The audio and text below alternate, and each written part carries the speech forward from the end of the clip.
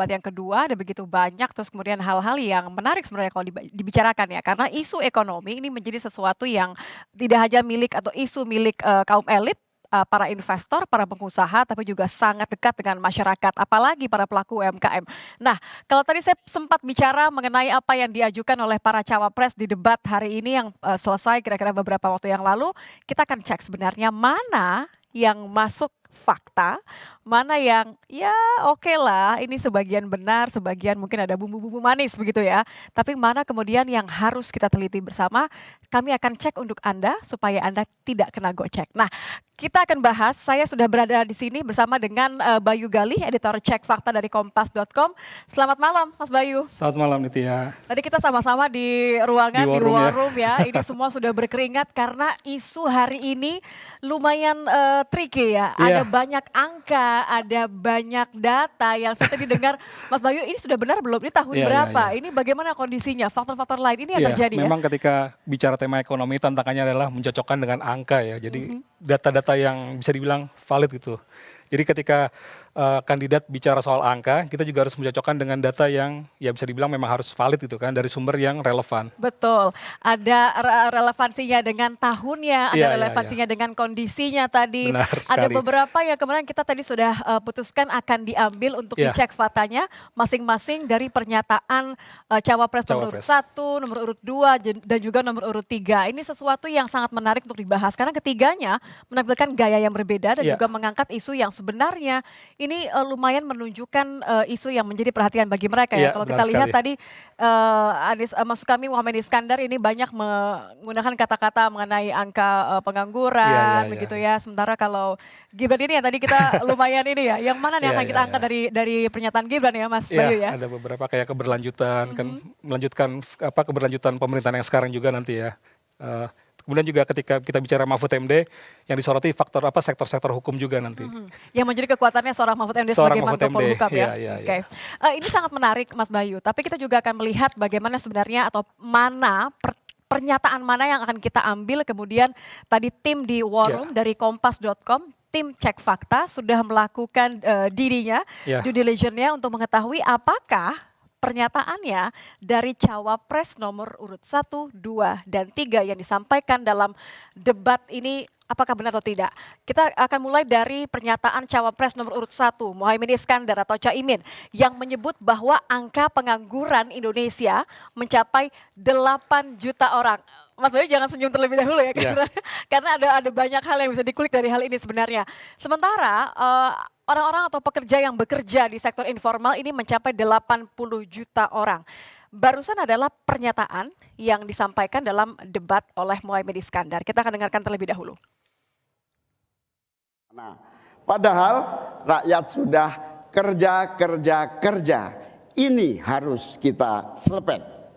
Angka pengangguran sudah 8 juta, 80 juta memang bekerja, tetapi di sektor informal. Mereka tidak mendapatkan penghasilan yang pasti dan bahkan dompetnya dipastikan tipis. Ini yang harus kita selepet. Oke, kalau kata-kata sifat dompet tipis itu sudahlah, kita nggak perlu ngecek Iya, soal iya. itu ya Iya. Mas Bayu ya. Tapi yang ingin saya cek adalah dua hal. Pertama yang mengenai angka pengangguran, kemudian ada berapa orang yang masuk dalam atau bekerja dalam sektor informal. Informal. Kita boleh lihat terlebih dahulu ya. Iya, Oke. kalau dilihat pernyataan tadi Caimin memang bisa dibilang karena dia mengusung visi perubahan ya. Jadi Caimin menyoroti sektorial yang ada di masyarakat. Makanya yang diangkat kayak semacam pengangguran, terus sektor informal, dan lagi kata-katanya kan dompetnya tipis dan segala Ya. macam. Juga ya sebelumnya juga pernah diucapkan Caimin ketika di Bekasi. Tapi kita lihat faktanya seperti apa. Ya, kita akan lihat ya faktanya dari pernyataan seorang cawapres Muhaimin Ya. Iskandar. Memang ketika bicara pengangguran, Caimin benar ketika dibilang angka pengangguran 8 juta, tapi itu data 2022. Ketika 2023 sudah menurun hingga 7,8 jutaan. Memang kalau di pernyataan, sorry aku potong ya, kalau di pernyataannya Ya. tidak disebutkan ya, ini tahun Tahun berapa? berapa Iya, gitu memang. sebenarnya. Tapi yang menarik lagi ketika sektor informal, datanya masih sesuai. Ketika Caimin bilang 80 juta, memang sesuai data BPS 82,67 juta orang. Ya, give or take atau oke lah ya, sekitar 59% lah ya. Oke, jadi sebenarnya kalau dari dua hal yang kita cek faktanya faktanya, oleh tim Kompas.com, yang pertama adalah dari data BPS soal pekerja sektor informal, Sektor ini informal. masih oke lah ya, Masih karena sesuai dengan data BPS ya. 80 walaupun ini 82,67 juta, oke lah Iya, ini iya, iya. rata-rata. Namun tadi ada 59,11% pekerja Informal. informal, ini artinya. Tapi kalau urusan yang 8 juta tadi ini Ya, tidak tepat ya? karena juga dia tidak menyebutkan tahun berapa gitu Tahun ya. berapanya. Iya. Oke, nah kalau tadi adalah pernyataan dari cawapres nomor urut 1 Muhaimin Iskandar yang ada hal yang benar atau Ada yang sesuai benar. dengan fakta, tapi ada juga hal yang nampaknya kurang tepat karena tidak dicantumkan secara benar tahunnya. Tahun, ya, Berapa? Kalau mengacu pada tahun 2022 masih bisa relevan, masih relevan. bisa dikatakan benar, tapi kalau 2023 ini angkanya sudah berubah.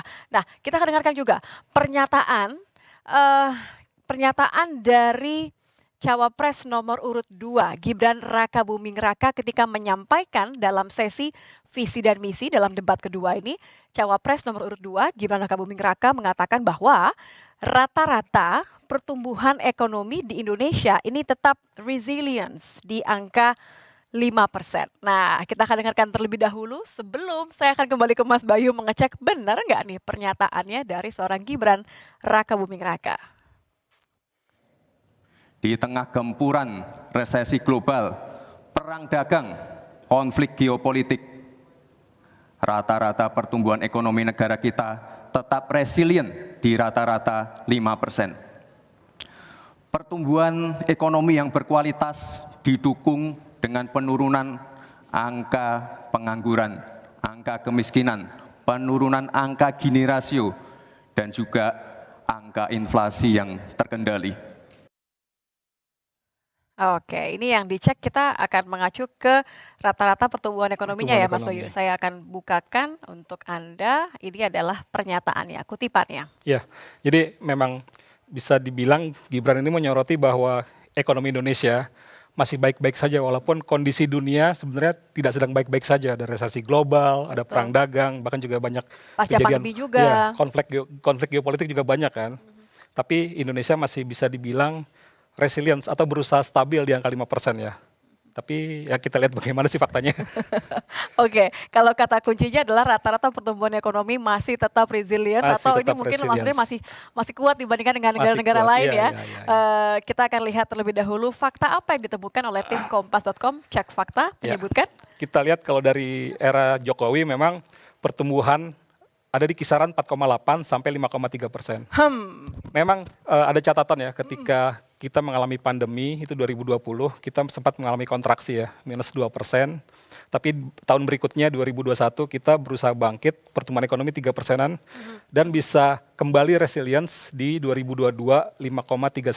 Jadi memang datanya masih sesuai dengan pertumbuhan ekonomi ini.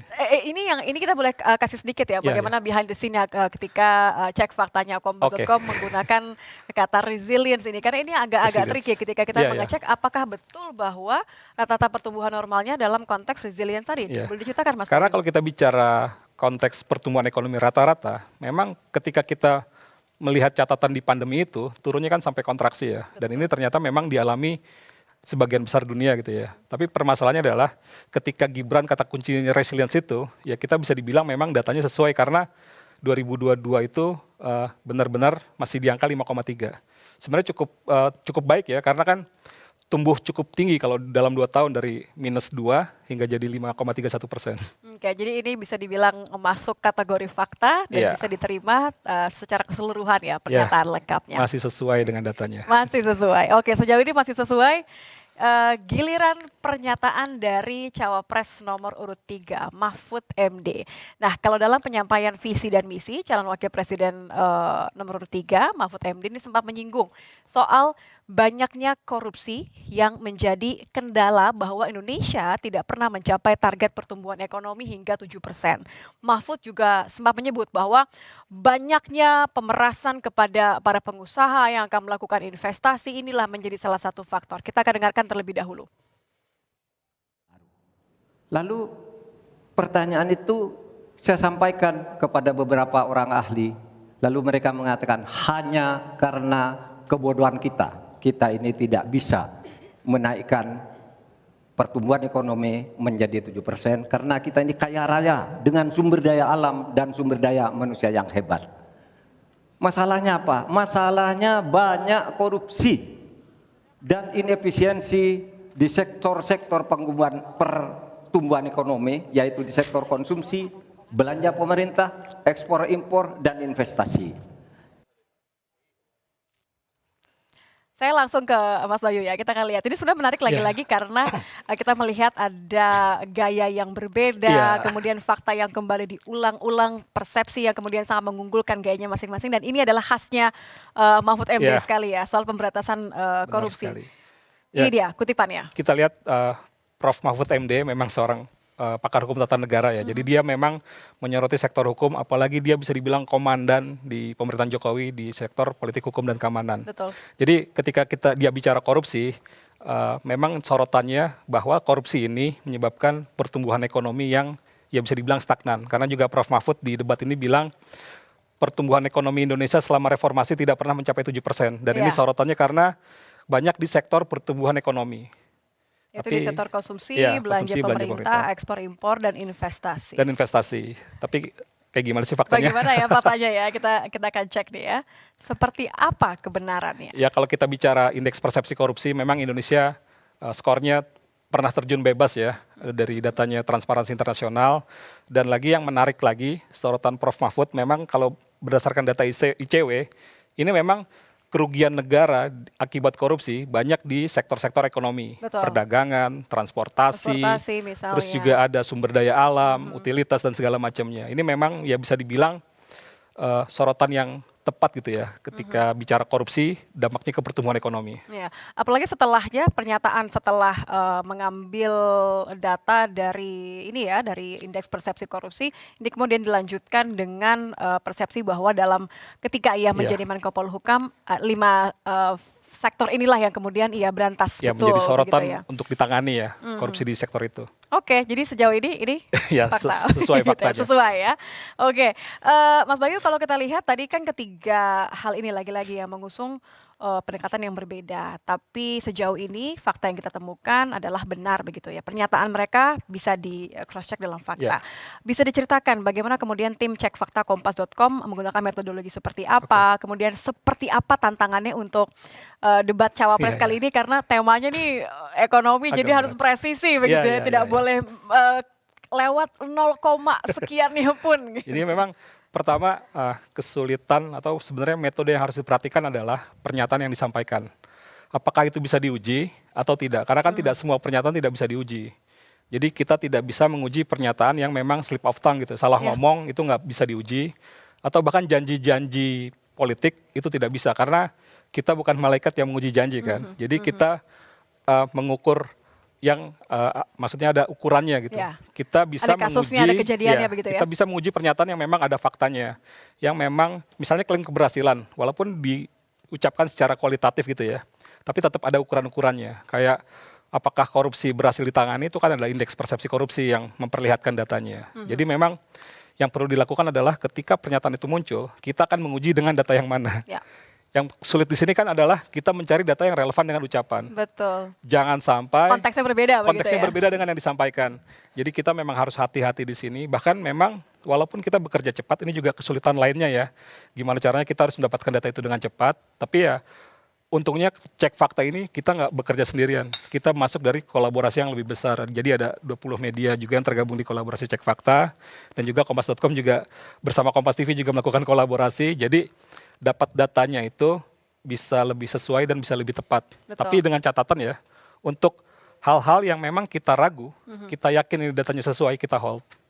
Apakah bisa disesuaikan besok atau diselesaikan karena tadi lain hari? Menggunakan data yang mana terlebih dahulu begitu ya, data konteksnya supaya lebih sesuai begitu ya. Jadi kalau ada beberapa mungkin warganet maupun juga masyarakat yang menonton bertanya-tanya kok yang ini nggak di cross check begitu ya. Jangan kecewa karena bisa jadi ini hanya masalah waktu. Besok kemudian cek fakta dari kompas.com juga bekerjasama dengan Kompas TV masih akan memberikan cek fakta lainnya. Jadi harus nonton di kompas.com begitu. Oke, terima kasih Mas Bayu. Tadi adalah beberapa yang kami kutip pernyataan di dalam debat cawapres yang kemudian sudah dilakukan ujinya faktanya supaya Anda nggak kegocek.